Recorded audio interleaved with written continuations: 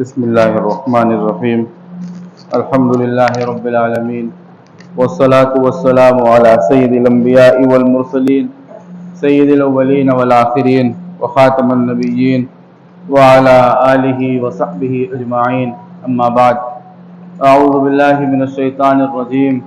بسم الله الرحمن الرحيم. إن هذا القرآن يهدي للتي هي أقوم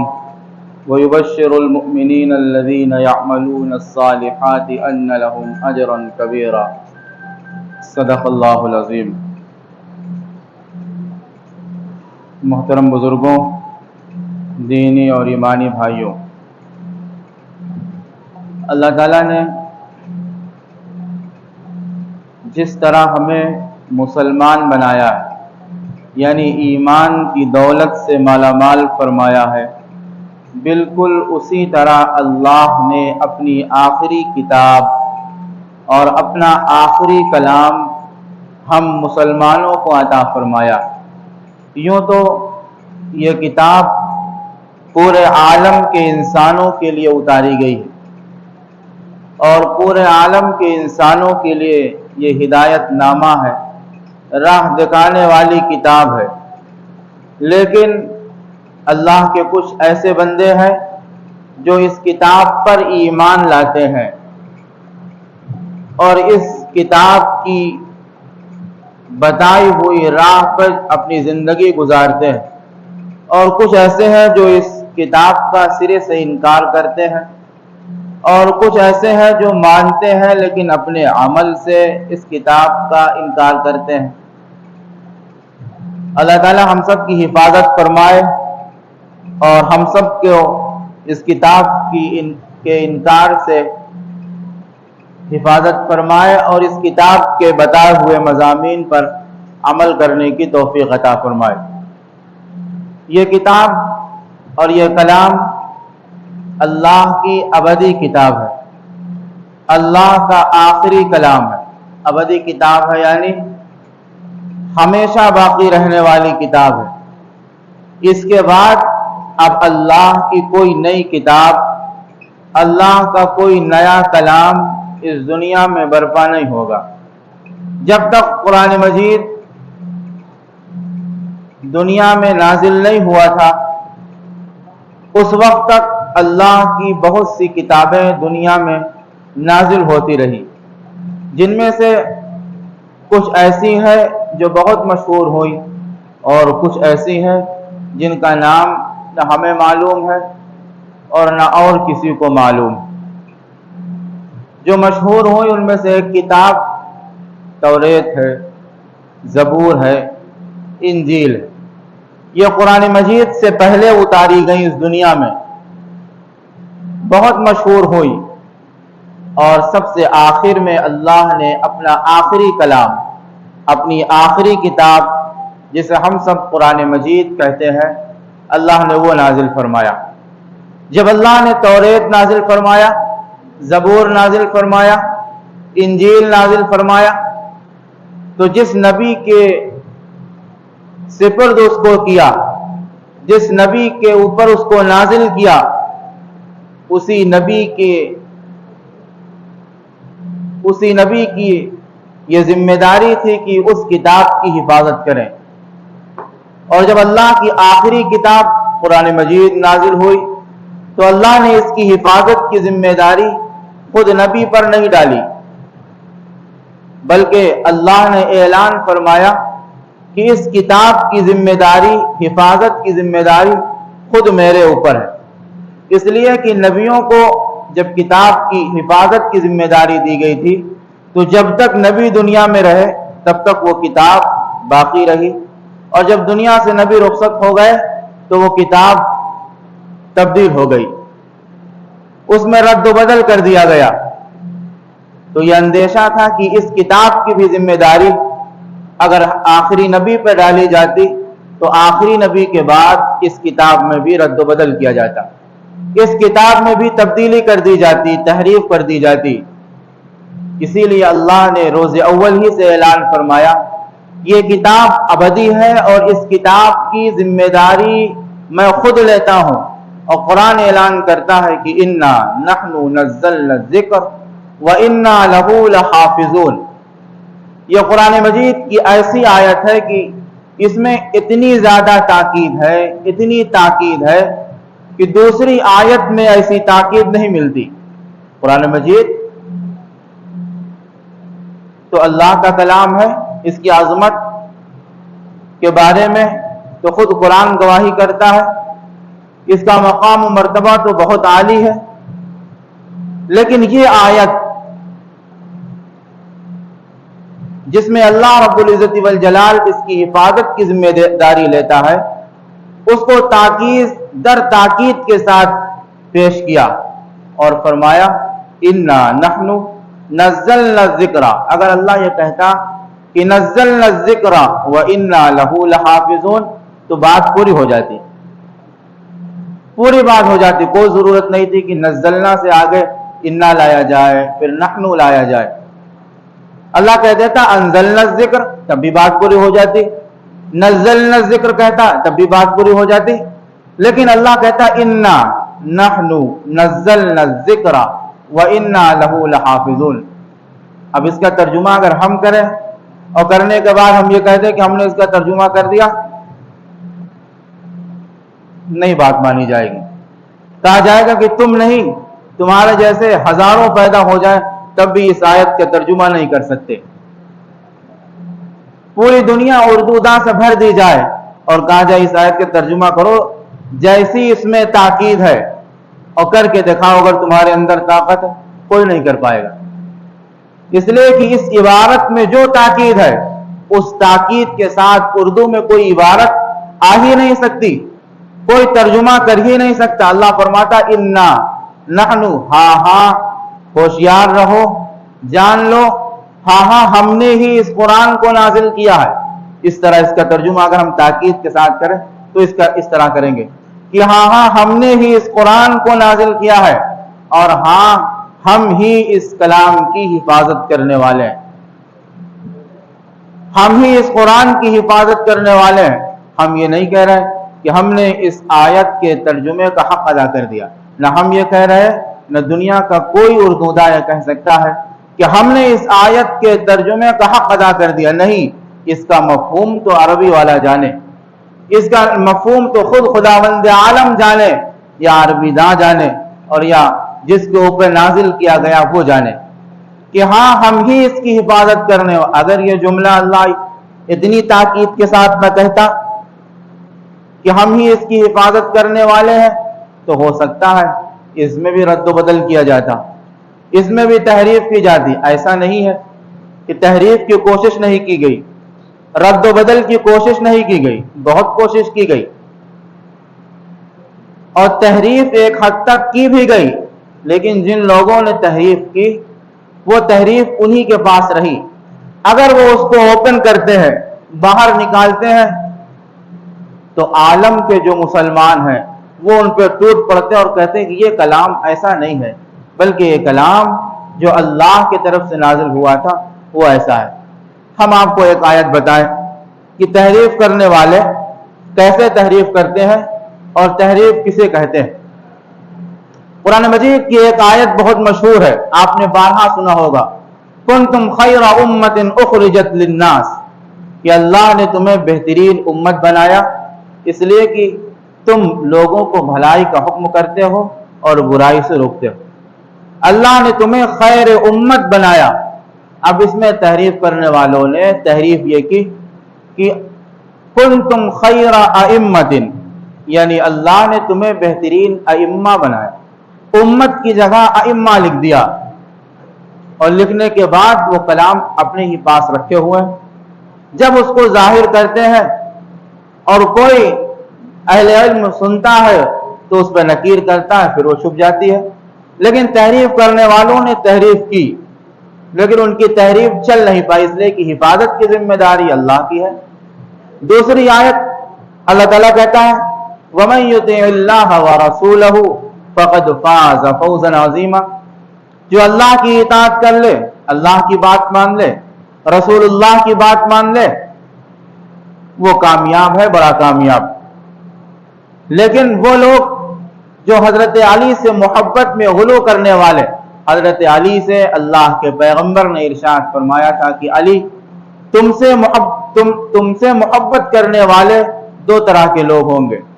ایک جو تم سے محبت میں غلو کریں گے، یعنی جو تمہارا مقام نہیں ہے اس مقام تک تمہیں پہنچائیں گے تمہاری محبت میں، وہ بھی گمراہ ہوں گے، اور ایک وہ ہوں گے جو تم سے دشمنی کریں گے، وہ بھی گمراہ ہوں گے۔ تو حضرت علی کی محبت میں غلو کرنے والوں نے یہ کہا کہ صرف اللہ کی اطاعت اور رسول اللہ کی اطاعت سے کام نہیں چلے گا، بلکہ انہوں نے اس آیت میں ایک جملہ بڑھایا اور یہ بتایا کہ وَمَن يُطِعِ اللَّهَ وَرَسُولَهُ فِي وِلَایَةِ عَلِيٍّ فَقَدْ فَازَ فَوْزًا عَظِیمًا، جو رسول کی بات مانے اور اللہ کی بات مانے علی کی ولایت کے سلسلے میں، وہ بڑا کامیاب ہے۔ تو یہ میں نے دو آیتیں آپ کو سنائی کہ اسے تحریف کرتے ہیں، متن میں بھی الفاظ بدل دیے جائیں اور ترجمے میں بھی الفاظ بدل دیے جائیں۔ کبھی ایسا ہوتا ہے کہ متن میں تو الفاظ نہیں بدلے گئے لیکن ترجمے میں الفاظ بدل دیے جاتے ہیں، ترجمہ اس کا الگ کر دیا جاتا ہے اور ترجمے میں تحریف کر دی جاتی ہے۔ اگر ترجمے میں تحریف کی جائے تو اسے تحریف معنوی کہتے ہیں، اسے تحریف معنوی کہتے ہیں، اور اگر الفاظ میں تحریف کر دی جائے جس طرح میں نے ابھی آپ کو سنایا تو پھر اسے تو بالکل ہی یوں کہا جائے یہ کرنے والا تو کھلا کافر ہے۔ تحریف معنوی کرنے والا ایک حد تک کافر ہے، لیکن گنجائش ہے کہ ہو سکتا ہے اس نے کہیں سے یہ معنی سمجھے ہوں، لیکن جو متن میں تحریف کر دے اس کے بارے میں تو علل اعلان دارالافتاء یہ فتویٰ دیتا ہے کہ یہ مسلمان نہیں ہے، یہ کچھ بھی ہو لیکن مسلمان نہیں۔ اور آپ جانتے ہیں کہ حضرت علی سے محبت میں غلو کرنے والے، حضرت سیدنا حسن اور حسین سے محبت میں حد سے آگے بڑھنے والے وہ حضرات ہیں جن کو ہم شیعہ کہتے ہیں، ہم کسی کی تردید نہیں کرتے، کسی کی تذلیل نہیں کرتے، ہم تو سیدھی سیدھی بات بتاتے ہیں کہ رسول اللہ صلی اللہ علیہ وسلم کیا فرما رہے اور اللہ کیا فرما رہا۔ اللہ کے فرمان کے مطابق اگر زندگی بسر ہو رہی ہے تو گویا ہم اللہ والے ہوئے،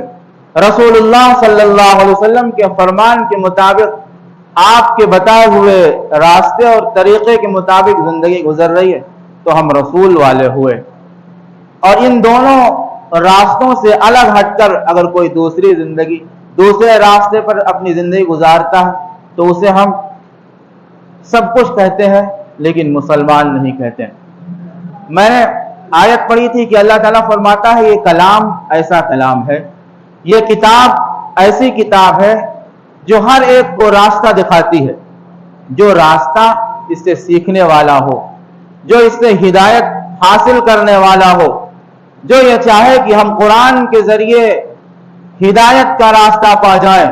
تو یہ قرآن اس کو ہدایت کا راستہ دکھا دیتا ہے، یہ قرآن اس کو سیدھا راستہ دکھا دیتا ہے۔ اور اگر یہ کوئی چاہے کہ ہم اس کلام میں کجی نکالیں تو اللہ کہتا ہے خود قرآن میں یضل بہ کثیرا ویہدی بہ کثیرا، بہت سے لوگ ایسے ہیں جو اس قرآن کو پڑھ کر گمراہ ہو جاتے ہیں اور بہت سے ایسے ہیں جو اسی کلام کو پڑھ کر ہدایت پا جاتے ہیں۔ اور اللہ کے پیغمبر صلی اللہ علیہ وسلم ارشاد فرماتے ہیں ان اللہ یرفع بہذا الکتاب اقواما ویضع بہ آخرین، کہ یہ کتاب بہت سے لوگوں کو مقام عالی تک پہنچا دیتی ہے،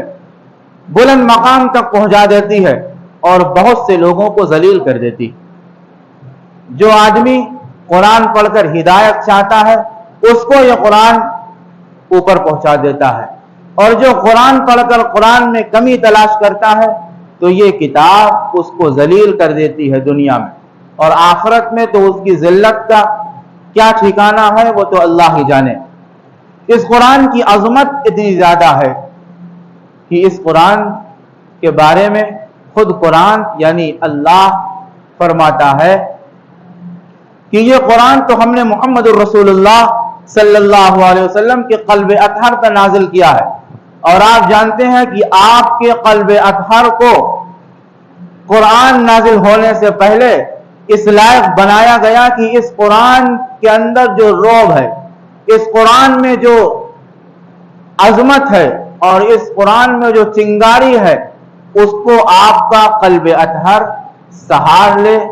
برداشت کر لے۔ 4 مرتبہ آپ کا سینہ چاک کیا گیا اور آپ کے دل کو نکالا گیا، دھویا گیا اور پھر وہیں پہ لگا دیا گیا۔ کیوں؟ اس لیے کہ جو قرآن نازل ہونے والا ہے وہ قرآن اتنا عظمت کا حامل ہے اور اتنا پاورفل ہے کہ اگر اس کو ڈائریکٹ ہی ایسے ان کے سینے پہ اور ان کے دل پہ اتار دیا جائے گا تو اندیشہ ہے۔ اس لیے اس کو اتنا مضبوط کیا جائے اور اس کے اندر جو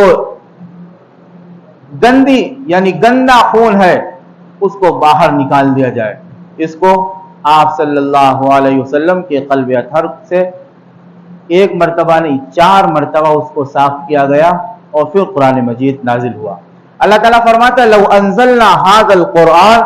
على جبل لرأيته خاشعا متصدعا من خشية اللہ،